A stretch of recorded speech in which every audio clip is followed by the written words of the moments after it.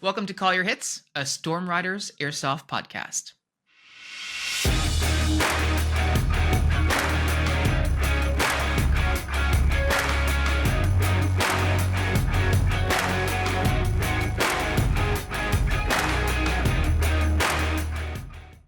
Thanks for joining us, everyone.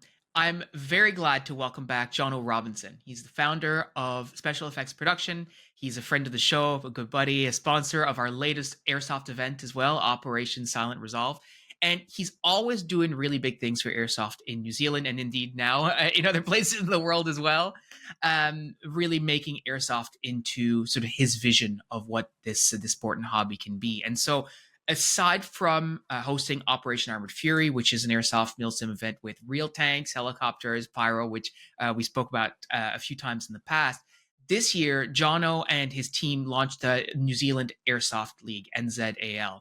It's a multi-round airsoft league, sort of a championship league, I should say, where teams competed in these 3 two-day objective-based events using the skirmish system to collect points, basically. And we'll talk about all that throughout the day. But to collect points and become the victor of this actual sports league, right? So the season just wrapped up, and I'm so excited to have a chance to chat with Jonno about how it all went, as well as plans for next year and how he's going to make it bigger and better, like he does with all his projects. So Jonno, welcome back to the show, my friend.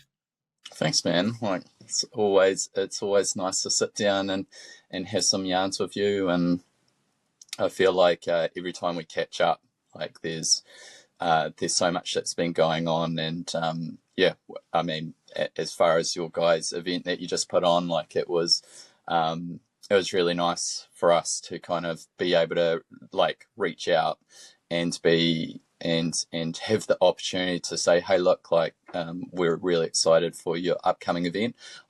Obviously, we can't be there, Yeah. but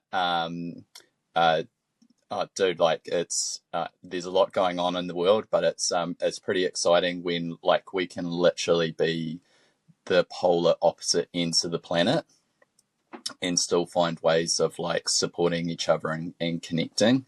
I think, sometimes we kind of forget that, but, doing these little projects with like yourselves is, it's super fun and really enjoyable. Yeah, and it's interesting when you mention support, because I think supporting the event and like providing the special effects tourniquets, which we'll talk about in a little bit, but like one of the big reasons that this event even happened in the first place was because you and I had a conversation where the basis of the conversation was like, hey, well, why don't we just try? You have this vision, let's give it a go and see what happens, and either it works or it doesn't.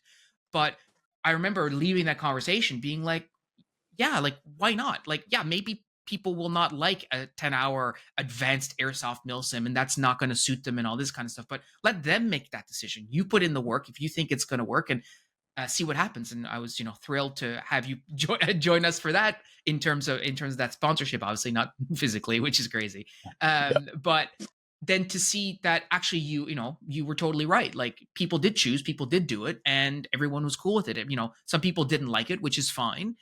But they did it, and the feedback overall was great, and so we're glad to be able to say that, okay, we're going to do it again next year, as opposed to having not done that and then just been sitting here wondering sort of what if, right? Yeah. I mean, that's been our biggest lesson ever since we started doing more kind of large scale airsoft events in New Zealand. Like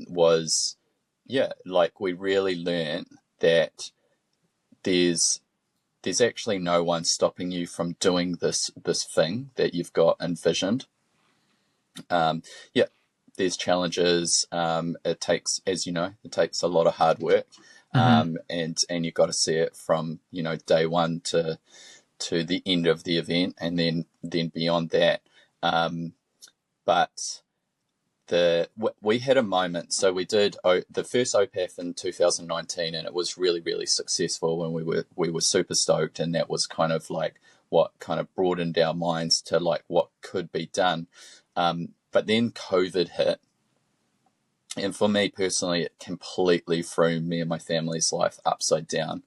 and that was super challenging. But once we kind of found our feet again and got back into things, we, for quite a while we were sorting that out, because we had actually started planning the second OPATH event when COVID hit, and so we kind of had to can it, and we were kind of just like in limbo for quite a long time, to the point where, like, are we actually ever going to do this again?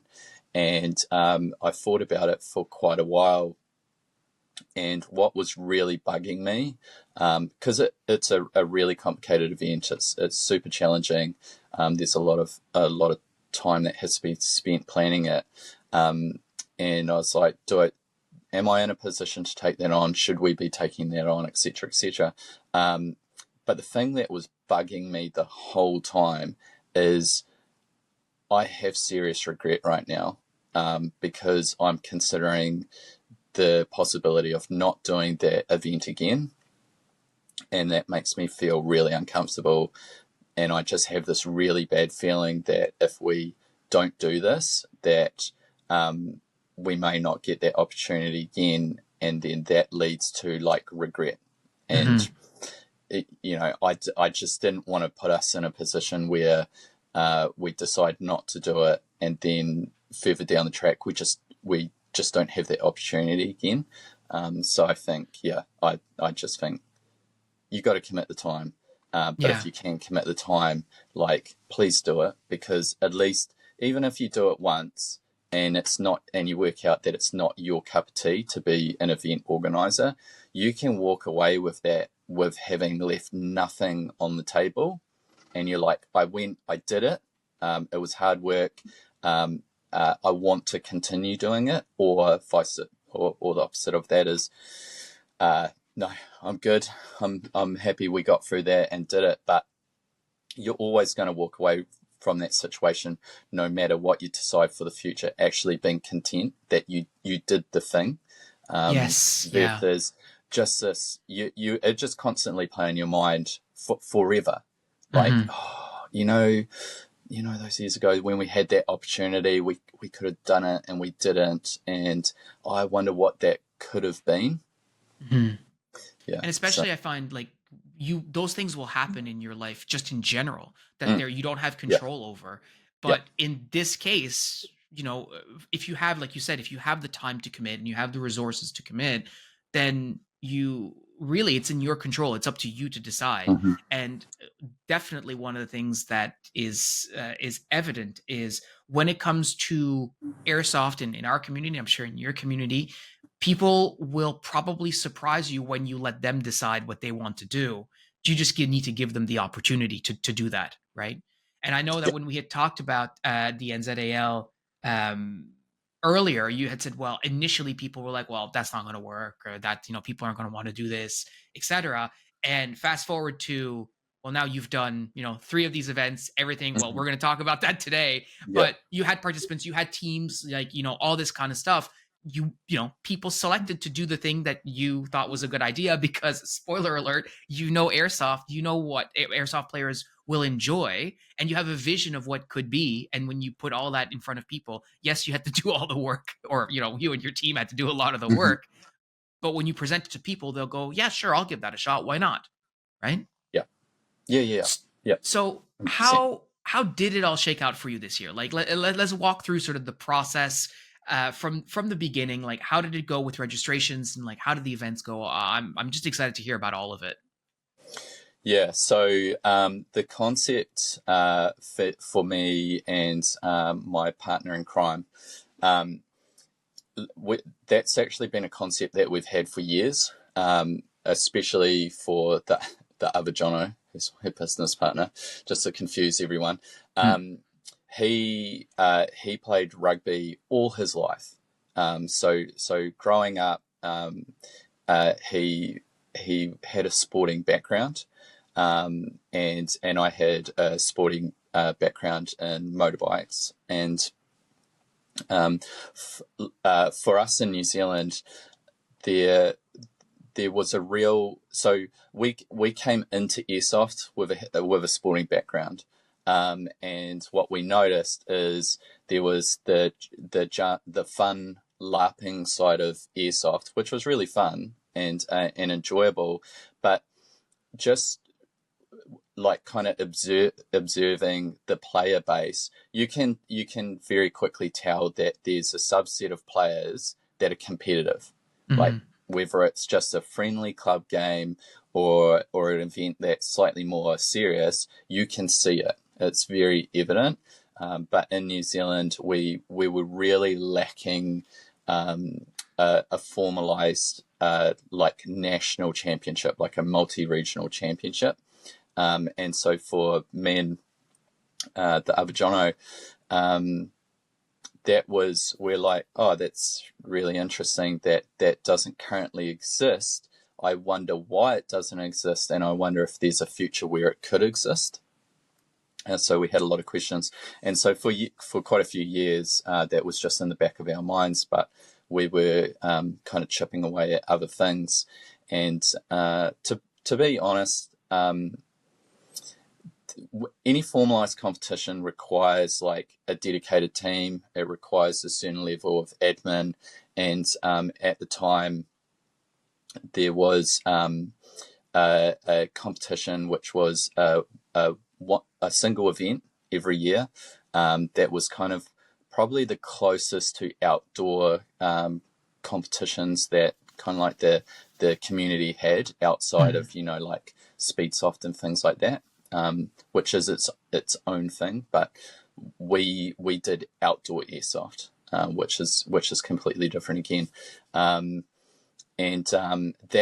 That particular event required a huge amount of admin. Like it's a really, really difficult event to run, and they only did it once a year.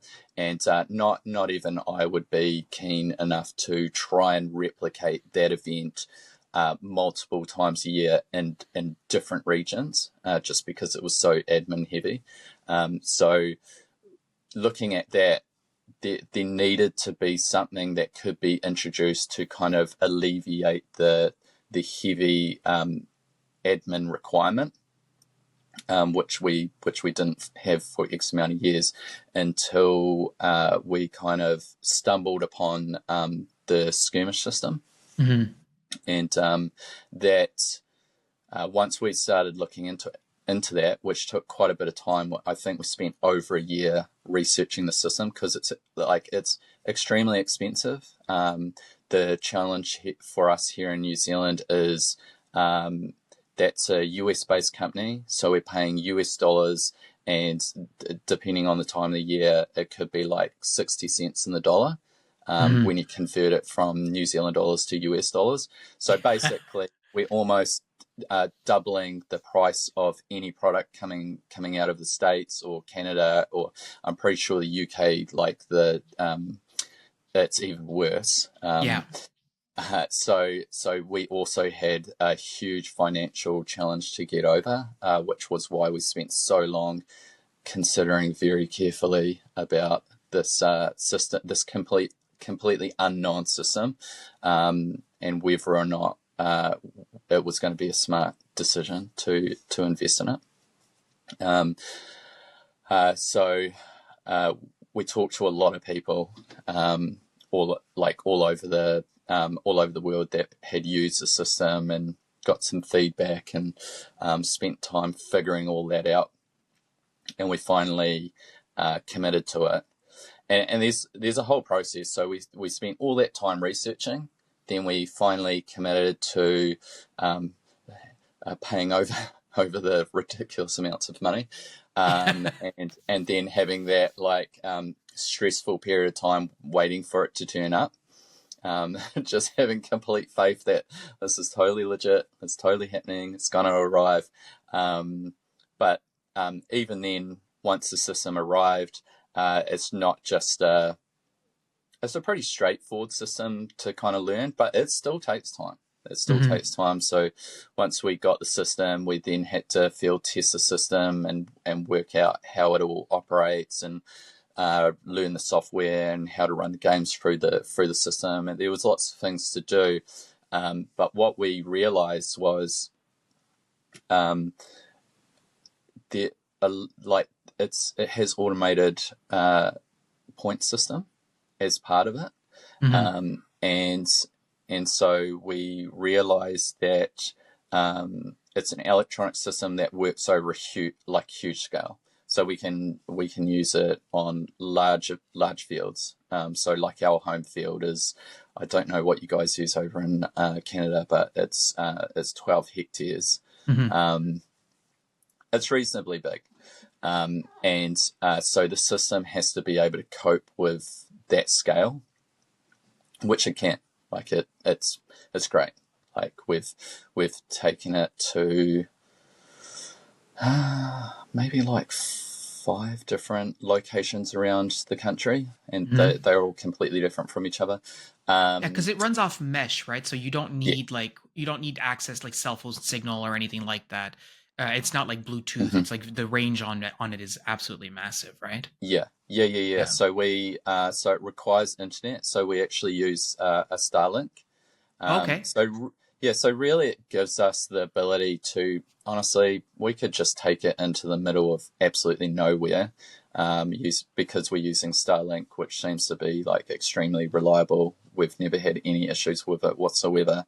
So as long as we've got Starlink, that will allow the whole system to talk to itself, and then feed that information back in real time, because part of the system is it also has a live tactical map as well.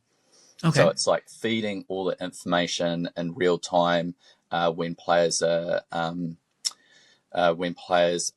interacting with the individual devices.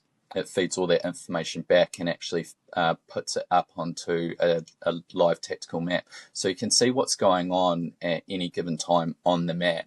And it also gives you the breakdown of like what players are interacting with what device and how many points you're getting, etc., etc. So you're getting, it's like live intel that you're getting at any given time when you're looking at it. So that was what really brought the NZAL to life. If I'm honest, without the technology, doing what we're doing with the national championship would be just logistically impossible, because it would just be too much admin. So when I think of sports leagues, and we've seen something similar occur with, like, if you think about paintball, right? Like, Mm-hmm. this is like in the 90s and early 2000s. I'm dating myself, but that anyway. Yeah. Uh, like paintball was like woods ball, etc., and then they transfer into speedball, where Yep. then they start having sports leagues in the same way, because Mm-hmm. the game is standardized, so it's the field always looks the same, the players Yep. always use the same equipment more or less, right? And then they wear jerseys with like sponsor logos, and then just like Mm-hmm. you see any sports team, right? Whether it's Yep. rugby with the All Blacks showing up, they have their like sponsors on right on their Mm-hmm. logos, etc., or hockey logos on the helmets, or whatever, right? Like it's the same sort of idea. Mm-hmm. So how? Because I know when we talked the first time, like part of the idea is like that's what a sports league is like. That you get Yep. a team, you get a Mm-hmm. sponsor, and then you play these standardized events. How does that work for airsoft, where we're trying not to be speed soft? You're still trying to be sort of airsoft outdoors. Are teams wearing jerseys and like their sponsors on their logo, on their, not their jerseys but on their uniforms? Like, how did that work out? Yeah. That's and that's something we just wanted to avoid. Like our whole vision for the New Zealand Airsoft League was we wanted to replicate the airsoft we were playing. Hmm. Otherwise, there was a high risk that we were going to get drawn into a format that is the same as speedball and speedsoft, and we like they they deserve to be their own thing. Like Hmm. speedsoft, speedball, it's very unique to what they're doing, which is not what we do in outdoors. Like in outdoor airsoft, we play on large fields, we play at scale. So we, at larger events in New Zealand, you could be looking at, 100+ players on a large field. That's what we need to do well, that's what our vision was for the Airsoft League, and that's why the technology was so important, because it had to suit the scale. Otherwise, yeah, we're going to be condensing ourselves into these little arenas, and it's just going to naturally. And you see it in CQB, like it. Mm-hmm. You know, we hear people talking all the time. Oh, it just ended up turning into Speedsoft, Mm-hmm. and because it's just what naturally happens. Like you are just going to you're going to align to the conditions, and if the conditions suit Speedsoft better, it's you're just going to do that, whether you like it or not. You can fight it as much as you want, but that's what's going to end up happening. Mm-hmm. So we wanted to be really, really clear about like what we would do and what we wouldn't do, and how we would do that. But the other thing we have to be mindful as well, and we did again a lot of research with especially speedball, because we have to give those that industry the utmost respect, because they are decades ahead of us right now. What they've established and what they're doing now. I mean, we're talking about a multi-million-dollar industry. It now goes so. I mean, you can get a monthly subscription to your favorite protein. Mm-hmm. You know, you can only do that when you scale so high, and they've managed to do that. I mean, that you can watch the leagues on Disney Plus.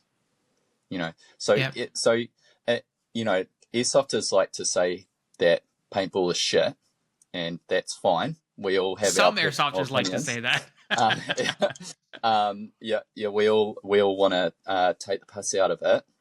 Mm-hmm. That's fine, but like we also need to also respect what they've managed to do, because they have done that years ago, and they've grown it to what it is now. So we're at the starting point, and that's Mm-hmm. how we look at it, and that's really exciting, because that means that there's those new opportunities are there for us to take them if we're willing to put in the hard work.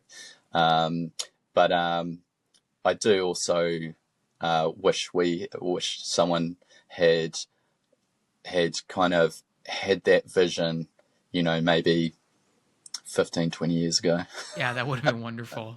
But Yeah. so you've got so I really like what you said as well about the what we're trying to create is the format that suits what we're already doing, rather than trying to jam our players into Mm-hmm. like a specific format that works. Which is, how do we formalize around what we're doing? So how do you formalize and agree on a set principles? Because we understand, like, yeah, you have different fields, and we talked about this last time, different fields, different things. I mean, it's the same thing in sports. You go to different arenas, like it's home Mm-hmm. team versus away team, like that changes. But how do you formalize around a rule set that you're going to be able to apply regardless of where you, well, not regardless, but in the three separate places that you're playing? How did you go Yeah. about doing that? Mm. It was super boring process to go through. I think, I think our rule book is something like 26 pages long. It's pretty extensive, and I'd say it's only going to grow. Mm-hmm. I think but in saying that, I think the Paintball League, their rules manual is something like, it's like 50, 60 pages long. But anyway, so what we required, and we had to think about this, because in New Zealand, most of the outdoor airsoft that's played is played through individual clubs that are scattered all around the country, and they all kind of have some of the rules that they have are somewhat standardized throughout different clubs, but then you'll get clubs that are just like their rules are complete like sidestep from what other people are doing. So we very quickly realized that if we want to have a multi-region championship, we need to have our own standardized rules, that so no matter where we host it, the rules are the same. And so for teams that are competing in the championship, they've got the rules. that is the rules. That's all you need to align to. And if you're going and doing other events in between that, then obviously you just need to align to, whatever club's rules. But yeah, it did require us to have a standardized set of rules, and there are a lot of kind of airsoft related rules that we had to weed out. A really good one is, I think there's a lot of countries that have, whether it's a written rule or kind of just like unwritten, which is don't be a dick. Mm-hmm. That's fine, but in a competition environment, that is a terrible rule to have because it's so subjective. Mm-hmm. It's like, Yeah, absolutely. one person thinks this person's a dick, and they're like, well, I don't think that. That's just how I act every day.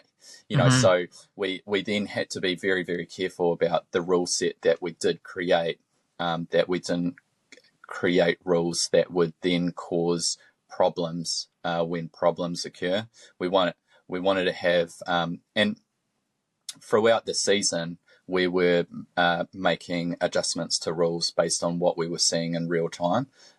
So then when we went into the next round, we'd made adjustments to the rules. So then that event would be improved upon, and so on and so on. Yeah, it required a lot of rules. It also requires, so rules are fine. You can have 100-page rule set, Mm-hmm. but that is only as good as your marshals. If your marshals don't enforce those rules every single time they see someone breaking a rule, it's a waste of time. And then your this league that we're trying to create lacks legitimacy. Yeah, and I mean, I just think about professional sports in general and like hockey in particular. Everyone's always blaming the refs, right? It's bad call, it's a bad call or no call or whatever. Yeah. How do you because again, sports, right? So you're talking about don't be a dick, which I think is a perfectly fine rule for a weekend skirmish, but if you're trying to formalize around a sports league, what you're talking about is how do you create a penalty set? Right? Mm-hmm. How do you enforce the rules? So like what are some of the penalties and how did you look at that for airsoft in particular? I know it's like not super interesting, but I'm curious, how does that work out? Because I imagine like not calling a hit would be a penalty, right? Yeah. So Mm-hmm. how do you like in enforcement being what it is, like what are some of the penalties and how do you what happens in the context of a game when you have a penalty? Yeah. You're right. We've actually found it really, really interesting because we had to take it very, very seriously, and it wasn't long before we actually started seeing. I almost want to call it a culture, or you could say like player conduct evolved very quickly in a really good way. So what we knew is we had to have a thorough rule set, and then that rule set needed to be enforced. There couldn't be any flexibility. And another thing is, I don't know what it's like in other parts of the world, but airsoft in New Zealand has kind of been built on this idea of like sportsmanship and integrity, and which is fantastic. Those are two really, really important things. But I think there has been it's become hypersensitive. People have become very, very sensitive, and have an emotional reaction to someone breaking a rule because they're like, oh, they don't have integrity, they're not good sportsmen, like that they're not following the rules, rah rah rah rah rah. And I actually think that comes from like rules that aren't enforced, where everyone's like super relaxed and they're just kind of, oh, it's not a big deal. Like I'm not going to worry about like pulling that person up, and but that kind of creates like this really grey area of like some things are enforced, some things aren't enforced, and it's hot that day and everyone's getting short-tempered, and then you start seeing flare-ups and things like that, because it's kind of everyone's having these emotional responses to people cheating, and just people not really always enforcing rules, just being a little bit relaxed. Whereas for us, there is zero flexibility, and we just treat it exactly the same as a proper sport should, which is you have refs. If that ref sees you break a rule, they'll just penalise you. And there's no emotional connection with that situation. It's just like, hey man, you've broken whatever rule it is. You need to go down and go receive your penalty. And then we just send them down. They receive their penalty, and we send them on their way. And the way that the penalties work is it's all electronic as well through the skirmish system. So one of the devices we have is set up as a penalty device. So if someone incurs a penalty, they come down to the penalty area. They'll be met by a ref. They scan their wristband, and that deducts points off their score. And then we send them on their merry way to fight for another day. Mm-hmm. And it was, and we just seen a shift in attitudes. Like the conduct was really, really good. We told people that there would be no arguing on the field, and if we seen any players getting into an argument, we would penalise the both of them. So we just made it really, really clear, and we enforced it. So then the players realise, okay, we can't get away with anything. This is actually affecting our points, so we need to try and avoid getting penalties. So then just naturally, everyone kind of behaved themselves. Everyone was good. People were still receiving penalties, but they weren't getting treated like shit. They weren't getting treated like they're like a malicious person. Because yes, if we see someone do something with malicious intent, that's really different. That's something serious that we need to resolve, and that could mean that person needs to leave the event, which is really, really extreme. But everything else is just like, we see professionals break rules all the time, and they've done it all their life. They get paid to do the sport, and on any given game, we require rest because professionals break rules. It's just sport, and they get their penalty and they move on. And you said something so important too. Like, we talk a lot about rule breaking in the context of being malicious about it and how, it's an honor sport, but rules get broken accidentally all the time, right? Like, I think about ice hockey, someone get their skates get caught in your hockey stick, and they trip over and they fall. That's a trip. You tripped that player, even though you didn't mean it. And so does that mean that you don't have integrity that's just part of the game. So what happens if the ref calls it, because sometimes they don't, but that's another conversation.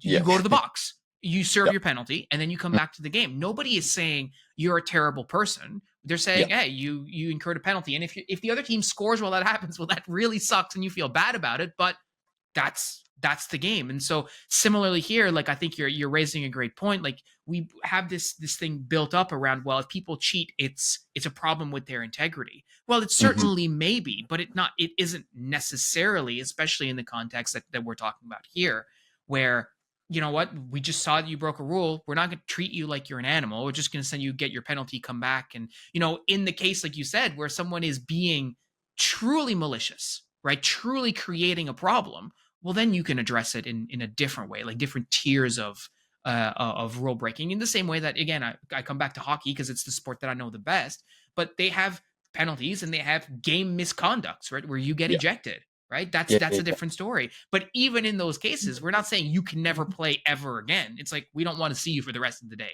Come back next game, right? Yeah.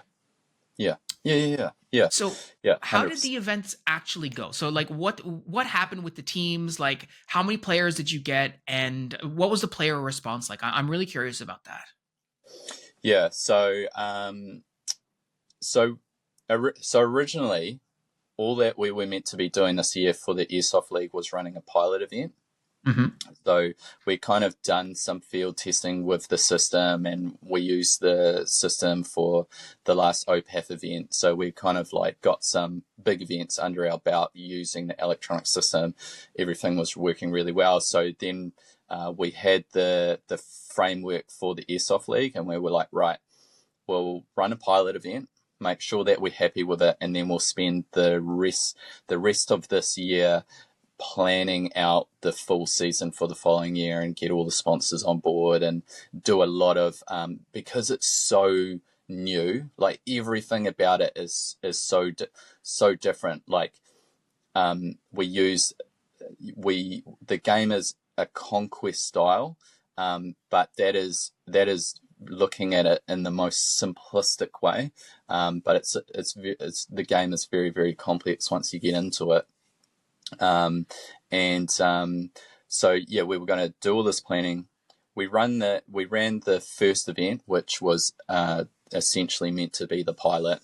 The player base was really low because people just didn't know what this thing was all about.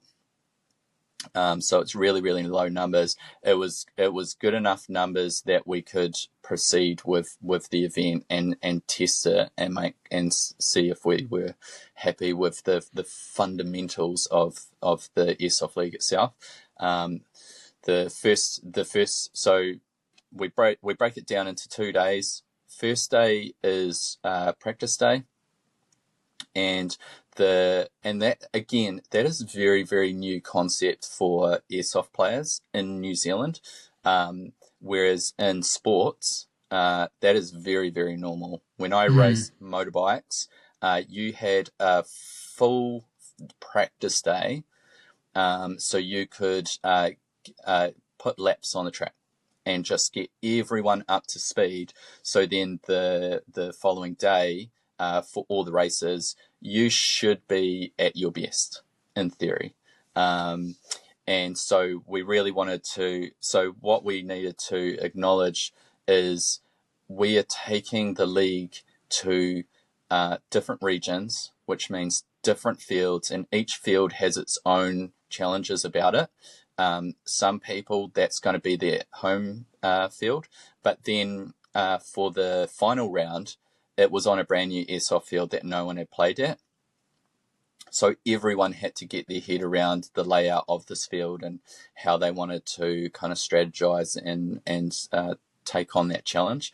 So that was another thing we had to contend with, and was another reason for the practice day, which is we're going to get all these players together. We're going to give them that day to get their head in the game. And then on the second day will be the championship day where the points count. The other thing we did was we used the practice day as a redundancy. And we actually had to execute that rule set for the first round, because first day was great. Second day, it just rained and just did not stop, to the point where people were starting to get gun failures and things like that. Oh, wow. But because we had logged the practice day game points, we were then able to use those for a redundancy.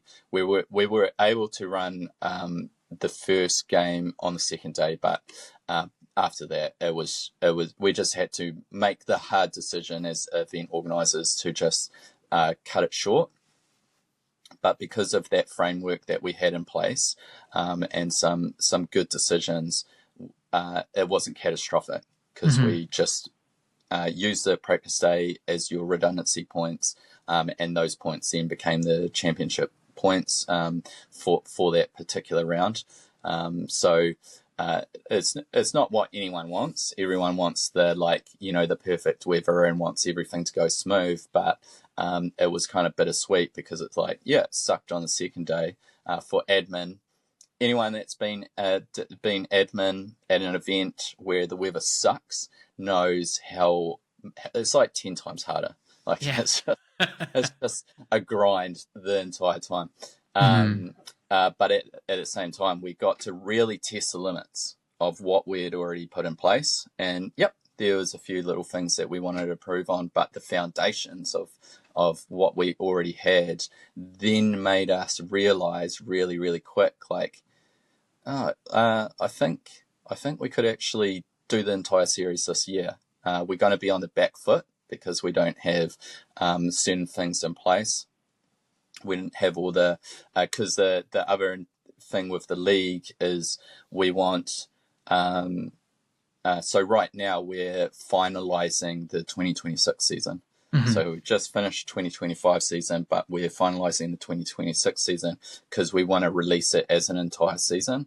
So like all the regions, the fields, the dates, like the whole thing, like you just get it, you just get everything right at the start instead of Hmm. what's typical in New Zealand because most people are just doing singular like annual events or just deciding we're going to randomly do an event. Like you'll find out about it, if you're lucky, you'll find out about it maybe like a couple of months prior, or you might only find out about it like, a few weeks before the actual event. So that was another big thing because obviously the expectation is if we've got teams competing for the entire season, it would be great for them if they had the entire 2026 roster like they're ready to go. Yeah, really. So you did this. I mean, it's also having the absolute possible worst weather right at the beginning is definitely a blessing in disguise because you know that if it works in those conditions, it probably will work however you need to set it up. And if players are Mm-hmm. willing to turn up and still willing to play and suffer gun failures, despite that, you probably have something that's going pretty okay. What was the gameplay like for those players? Because we talked about like we're trying to simulate or not simulate, but we're trying to basically just take what they do and put a league format to it. So Mm-hmm. when you say that it's domination, but that's oversimplifying it, what does that mean? Like what were they doing differently compared to just a regular domination game? Yeah, so what makes the league unique, even though we're doing a domination style game format, is um, yep, the system is set up in a domination mode. So you've got like 12 different devices in all different locations of the field, and all the players are running around trying to capture those locations. And once you capture a location, that location then turns into a respawn, and you can use your captured locations also as your respawns. That is the most simplistic way to describe it, but it's I think I'll get this right. It's a game within a game within a game within a game. I think there's like kind of like four tiers to it. So you have force on force. So you have green team, blue team, force and force. Within those two teams, you have championship squads. So they're squads that are made up of between 4 to 6 players per squad. Every single squad is competing for points. So you might have multiple squads on blue team, but they are technically competing for the highest points for each round. But they just happen to be neutral with the other blue squad. The other squads that are on blue team. Then we also have individual championship players. Because another thing that we kind of recognized is we were thinking about the community that we play with and kind of break them up into like how they play airsoft. So we know there's players that really like competing as teams. So let's create a team environment for them. But then we realized that there's also players that like competing, but they actually like competing as individual players. And, we see this throughout the world. You have team sports and you have individual sports. They really enjoy airsoft. They are very competitive, but they just like being the lone wolf. So we wanted to recognize that and say, well, we can have individual championship players. So you have the squad championship. So they're working towards a team championship, and the individuals are working towards an individual championship. And then just to kind of mess with everyone, we have kind of like an entry level, which we call disruptors. I think it's a good way to describe them. They have a smaller entry fee. They are not competing for a championship.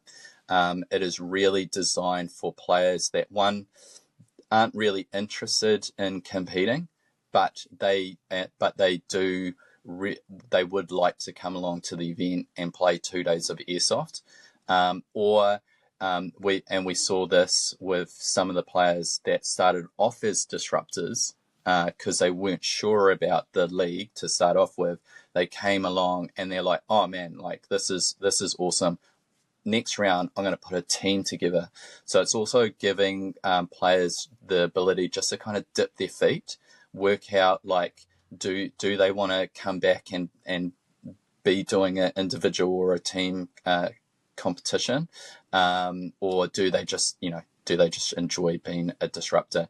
And those players are disruptors because they are disrupting the squads, and basically they're disrupting the championship players' ability to get points, because they have the ability to scan in on those devices as well, and which is taking points away from these championship players as well. Gotcha. So once you kind of really start going down the rabbit hole of like, especially for the competitors, it becomes strategically quite complicated. Mm-hmm. Because you're trying to get points for your team, but also make sure that you're the one getting points for your team, Yes. and not your teammates. And it's not like you're going to shoot your teammates, right? Because of course that's not really the point. But yeah, I can imagine the strategy around that becoming very complicated. How many competing squads did you have across the both green and blue team? I think for the second round, so first round was small. I think second round we had 9 or 10 squads. Awesome. So it's kind of like 5 aside of like 6-man squads. So that was again, it was like really great. The second round was fantastic because it really scaled.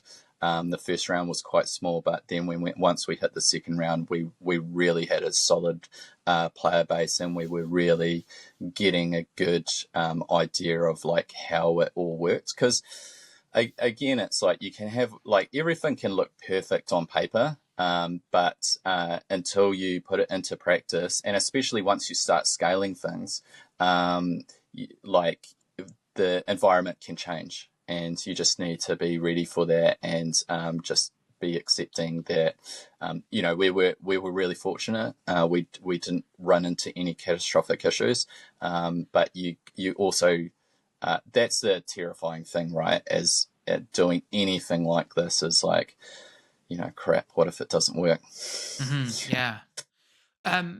Did you notice any particular trends on the teams? Like, I'm not trying to jump to the end, but I'm curious. Like, did you start to see like certain teams being like, these guys are dominating, or was it really competitive between the teams throughout the whole event?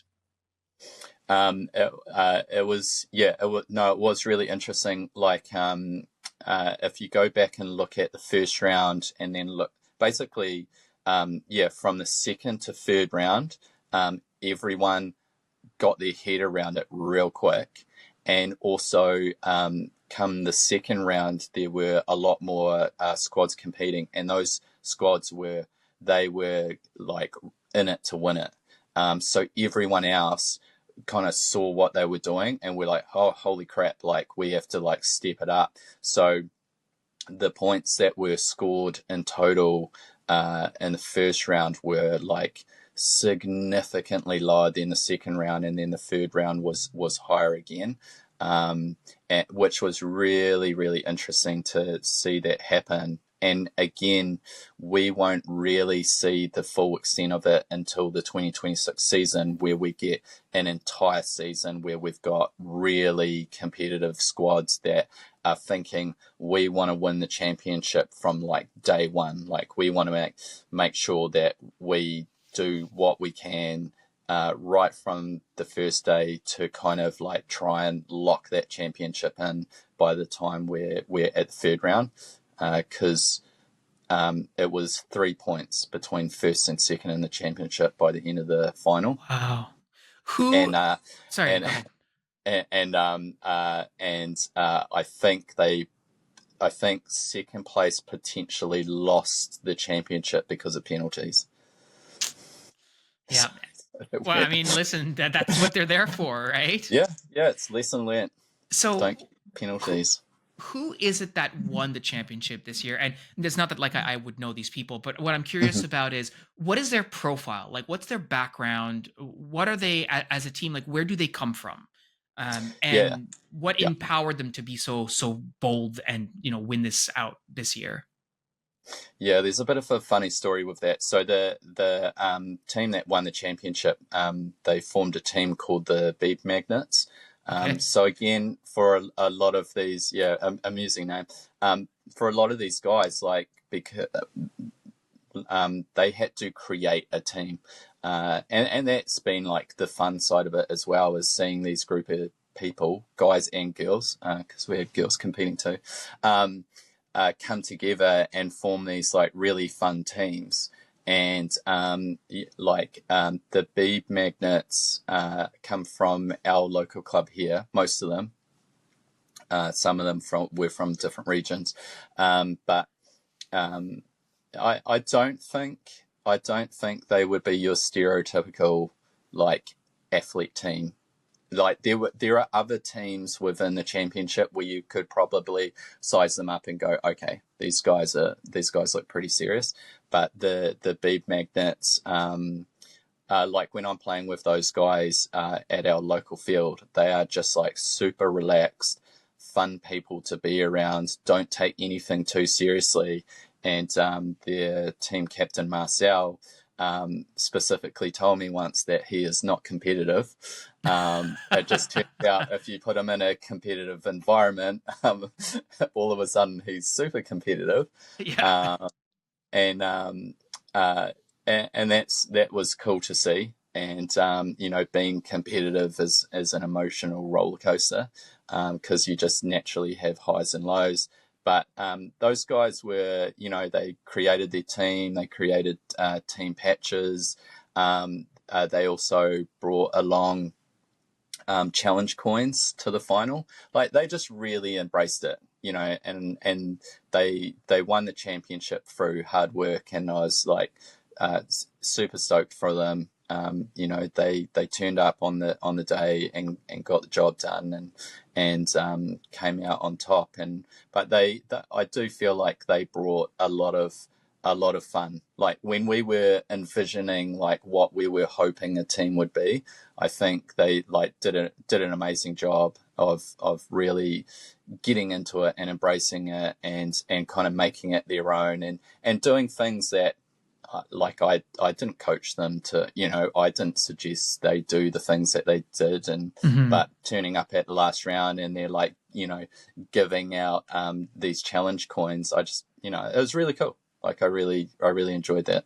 Yeah, they embrace the spirit, sort of the unwritten sportsmanship rules that we were sort of intimating at the beginning, but they get it, right? It clicks for them, not just what they're going to do, but also what it's about, right? About that camaraderie and like creating this like the league, like a league, any sports league is more than just what teams are playing in it or what they're doing. It's like the ambiance that comes with it, right? Like everyone Mm-hmm. knows like you have a particular sports team. Like I think about like in rugby with the All Blacks, like they come and they do a haka, right? Because that's part of their culture, and you expect that because Mm-hmm. that's what it's not just about the game; it's about what they bring to that game, right? Yeah. So Yeah. Yeah. yeah, and what about the individual player who won out? Like, was there also a large uptake with individuals, or did you find people gravitate more towards the squads?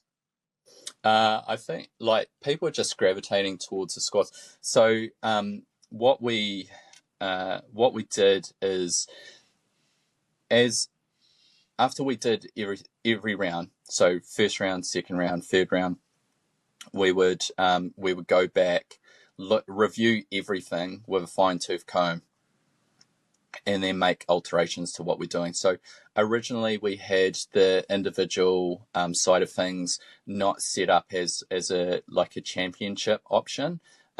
We just acknowledged it. So if a player within a squad got the highest points as an individual player, because the skirmish system's really good with breaking down all the points in both like a team aspect and then as individual players, so we could easily identify them. It was just kind of like, good job, like you were in a squad, but as an individual you got first, second, third highest points out of everyone, and we had some amazing sponsors that rewarded them for that.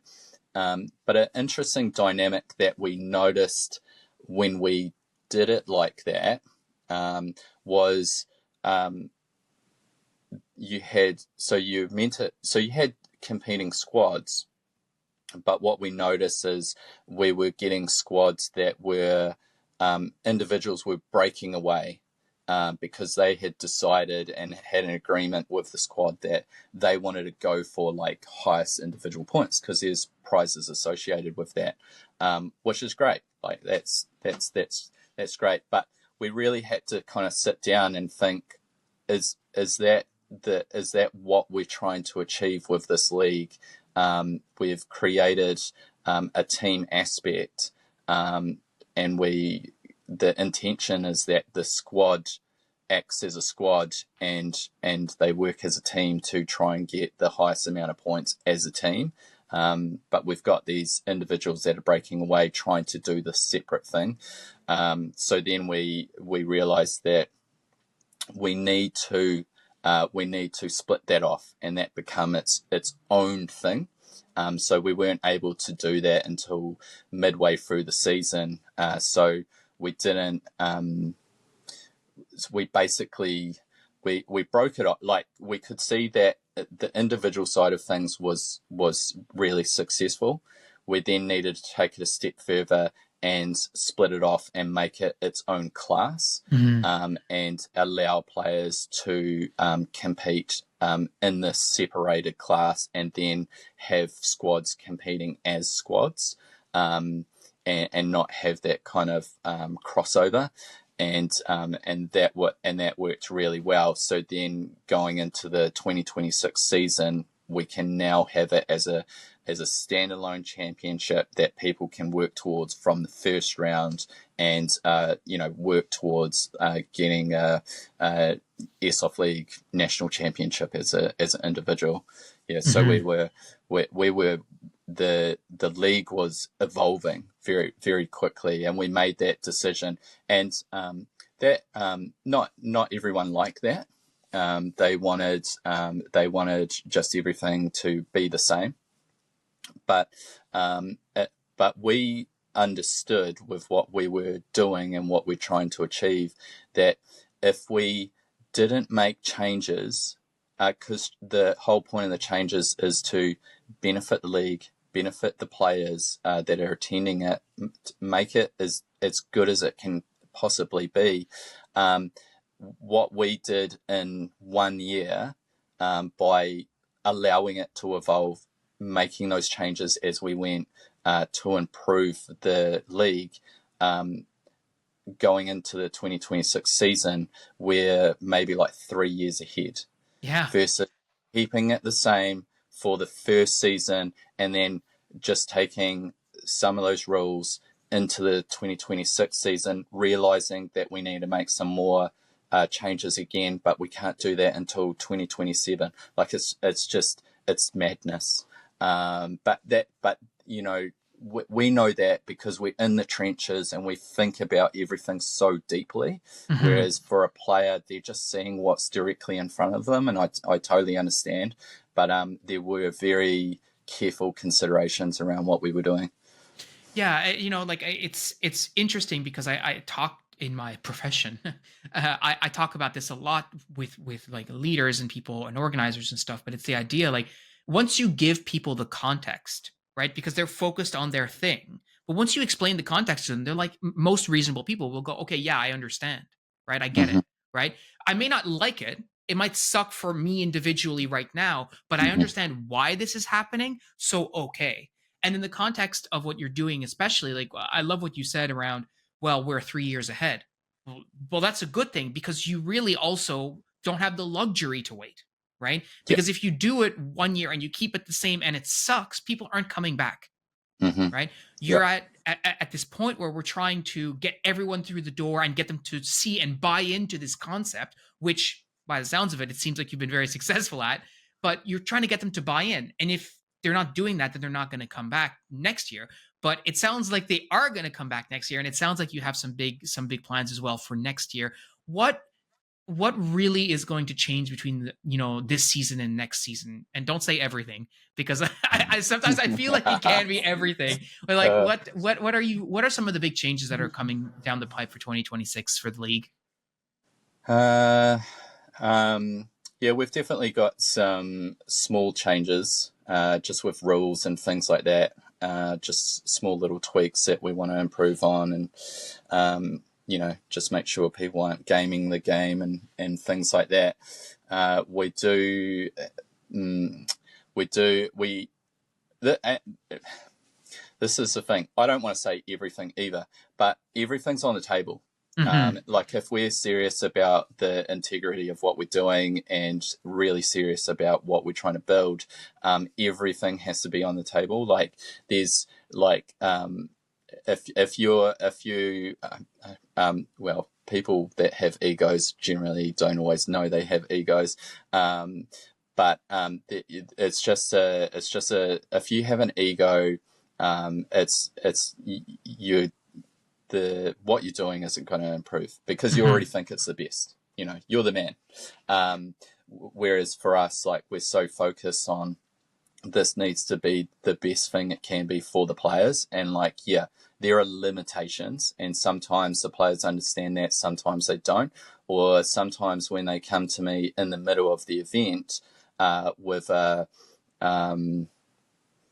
strong opinion, I in that moment I don't have time to sit down and hold their hand and like you know um, break open this onion, because what they're asking of me is actually sounds simple to them, but is actually far more complicated, and it would take me X amount of time to unravel that to the point where they go, oh, that makes total sense, Jonno. Oh, just ignore what I was saying before. Yeah. 30 minutes later, and we meant to be on the field. So sometimes it's like they get the short answer, and that doesn't necessarily align to what they're doing. But another thing that I understand from us is we will give them an answer. They might not like the answer at the time, but we'll give them a very direct answer.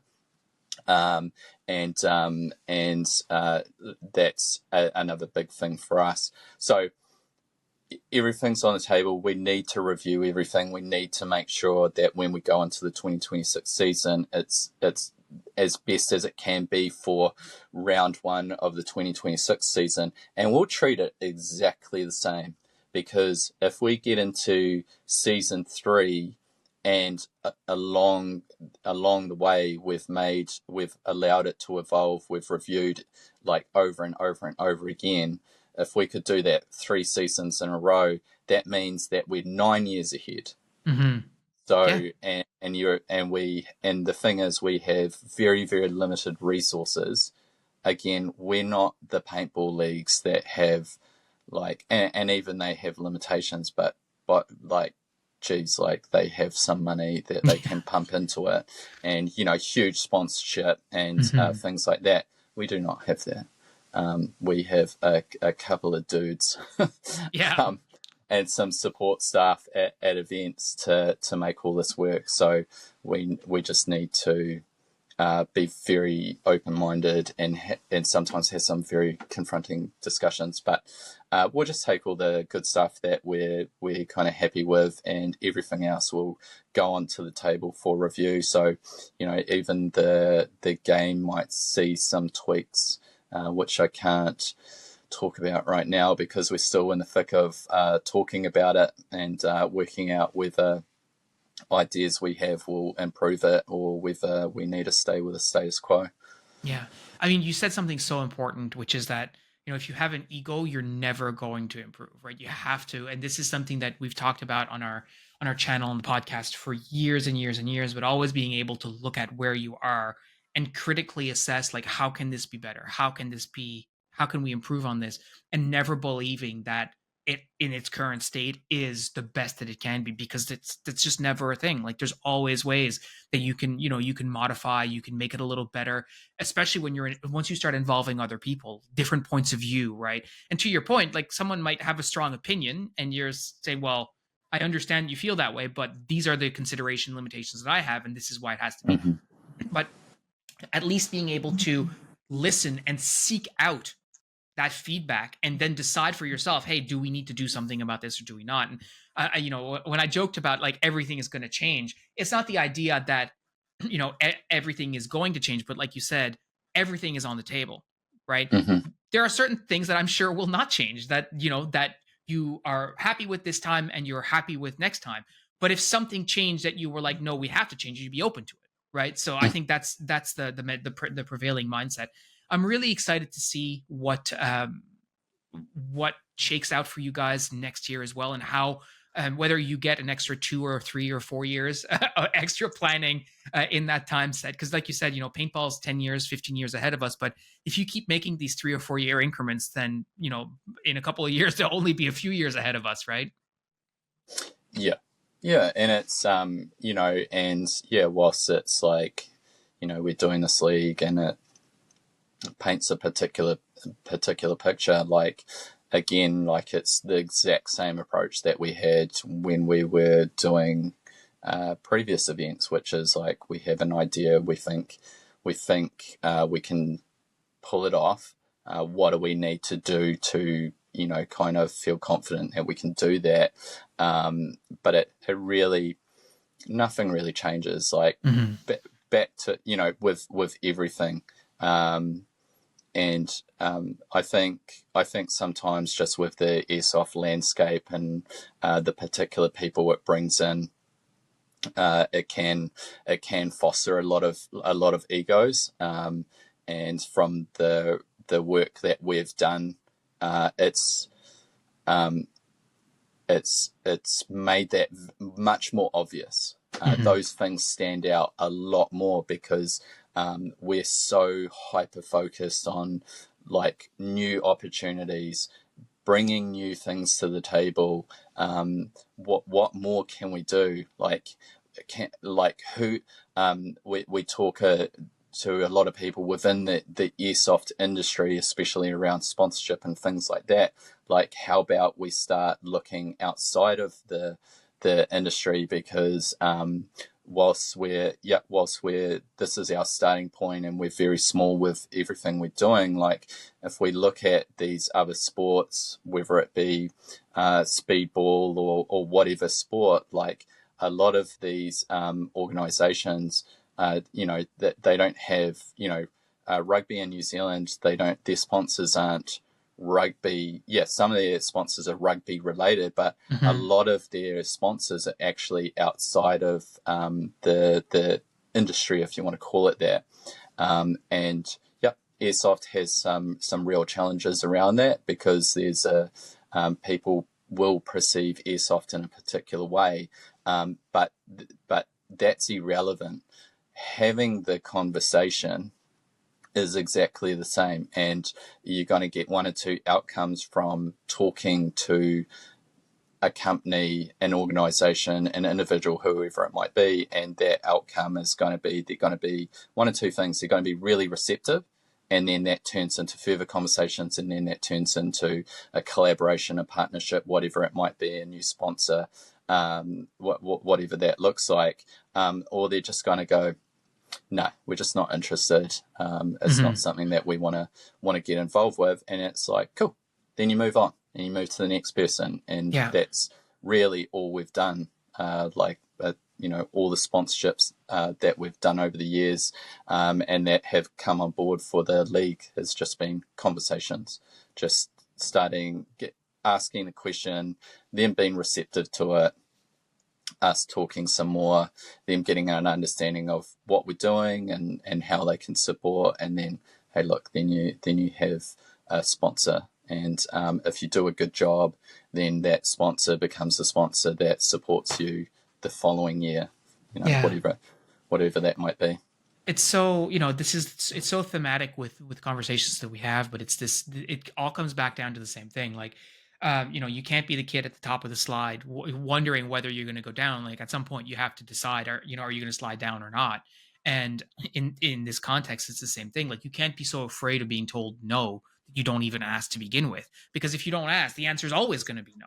So if you Mm-hmm. have a good idea and a concept and you think it can work, because of course, like, I could say, well, I'm going to use this and I'm going to set up a Canadian Airsoft League, right? Yeah, Is that actually feasible for me right now to do something like this? And the answer is no, for a variety of different reasons. But you should just do it. well, maybe so. We can have a conversation offline about that. But um, let's assume that I don't think that this is I know what possible you mean. for me, right? Then I'm not going to waste my time on it. But if I even believe it were possible and there's a reasonable chance that it could be successful and I could make it successful, then I absolutely should give it a go, right? And so if you have a sponsor that you think, you know what, we could have a conversation, because I think about, like, the Toronto Maple Leafs are sponsored by the Canadian dairy, or the Ontario dairy industry. They have like Mm-hmm. milk written on their helmet. Yeah. What does milk have to do with hockey? Like, nothing. But that I know. doesn't matter, right? Yeah. Someone at some point said, "Hey, does your brand want to be associated with our brand?" And they go, "Yeah, sure." That's all that needs to happen, right? Now they're Mm-hmm. talking about really, really big money.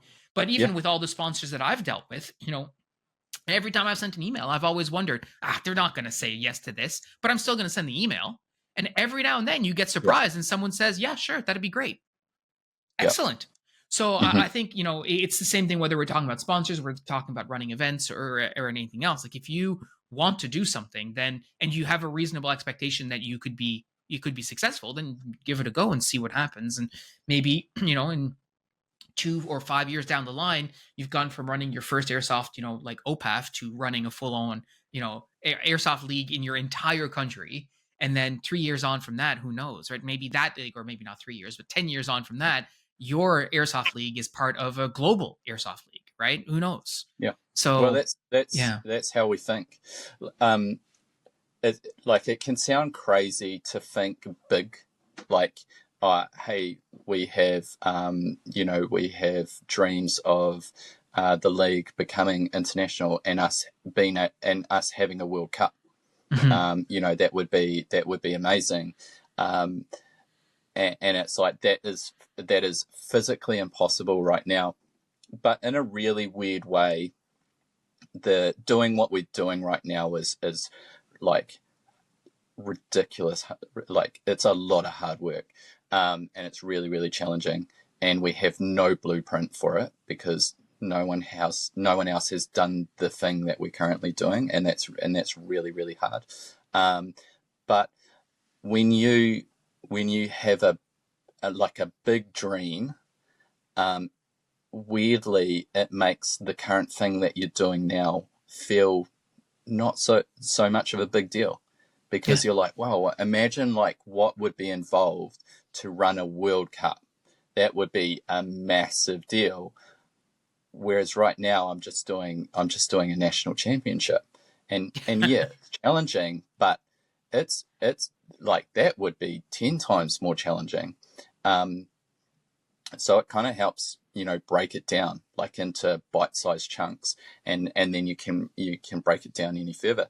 But I'm sure there was a time when you first started your podcast when you were like, I don't know if I should do this, Yeah. like it might not work out. I could just be wasting all this time trying to do this thing that might not work. And here we are. Mm-hmm. Yeah, exactly. Absolutely. Well, Jonno, thanks so much for having the conversation. I'm so thrilled that the league worked out the way that it did for you this year, and that you've learned so many lessons that enabled you to propel it into next year. And I'm looking forward to having these conversations every year, talking about the league and how it went. And also, I'm really looking forward to hearing more about some of the teams that crop up.